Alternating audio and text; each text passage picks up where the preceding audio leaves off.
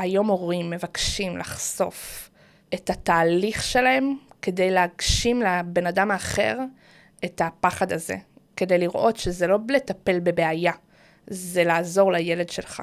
ואם מסתכלים על זה כלטפל בבעיה ולא עזרה לילד שלך, אתה מסתכל על זה אחרת, ובגלל זה אני שמחה ומתרגשת שיש הורים שמבקשים ממני לחשוף את העבודות, כי זה ממש שליחות עבור אותם הורים שאת מדברת עליהם.